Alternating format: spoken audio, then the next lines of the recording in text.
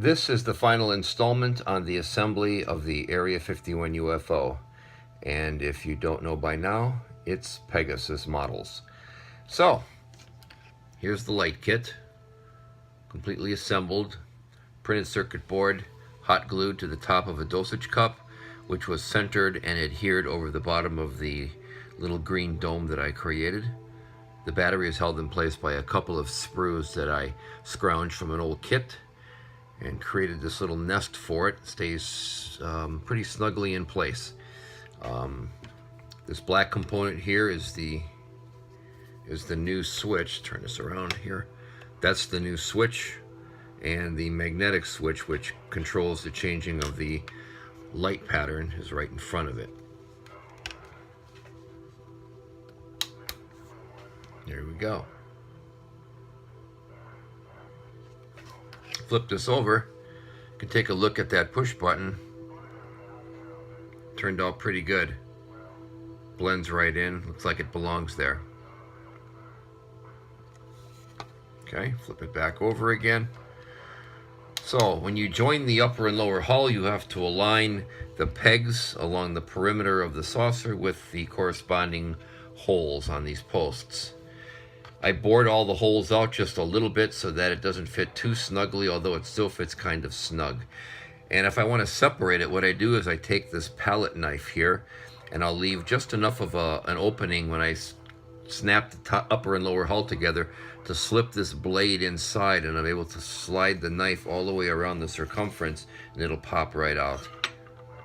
So, we align the peg in the hole in the back as best you can.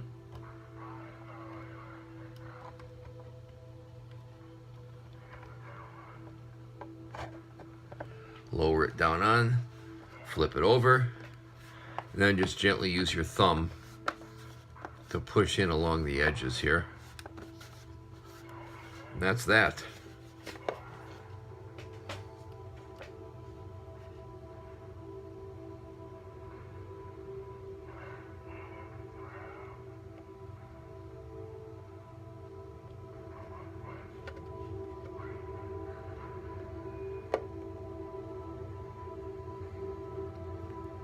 Turned out good. The lights almost look like they're on. It's that frosted spray that I put on the inside that gives it kind of like a glowing sort of reflective effect. Okay, I'm going to put the lights on. And you really can't tell through the phone camera how that looks. I'm going to flip it over here and you can see the dome.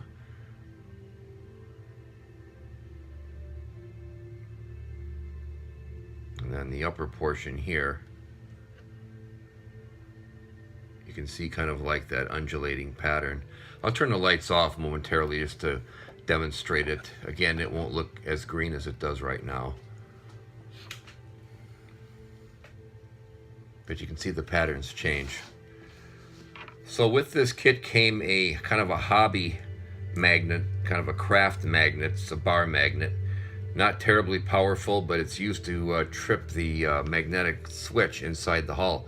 What I did is I purchased a bunch of neodymium magnets for another model kit that I'm working on, and so I'm going to use one of the disc-shaped magnets that I have in this hemostat, and I'm going to glide it just under the hull below the magnetic switch, and that, because this magnet is really powerful, it will trip the magnetic switch and change the pattern on the lights, and hopefully we'll be able to see that.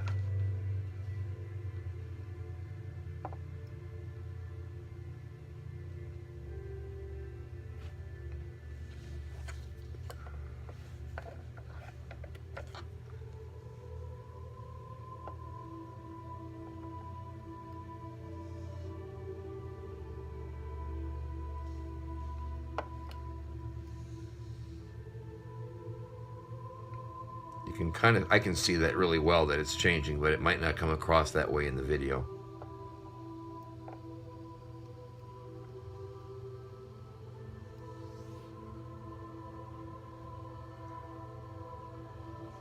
In any event, it works out extremely well. what I'm doing here is I'm taking this magnet that I have on this hemostat and I'm passing it over this area right here, which is where the magnetic switch is located inside the hull. And by passing it in front of there, it actually changes or trips the switch to a different light pattern. I'm going to turn it off now. So I'm going to look for a different neodymium magnet that's maybe more like bar stock or cylinder stock, something a little bit nicer looking than this disc. And this is what the kit came with, was a craft magnet, not very powerful. So that's it. It's a really nice kit. Looks great when it's complete. Spend a few extra dollars. I think it's almost 50 for the light kit, and then I purchased a separate switch for $5. Actually, it's a pack of 5 for $5. But in the end, it turned out really nice. Great looking kit, great looking display. Hope you all enjoyed this.